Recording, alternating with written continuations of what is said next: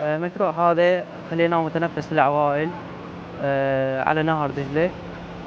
هذا فد شي غريب يعني نقول حتى العوائل تبتعد عن مثلا متعودين على ضجة الشارع والسيارات فد شي على النهر ياخذ جولة نصف ساعة.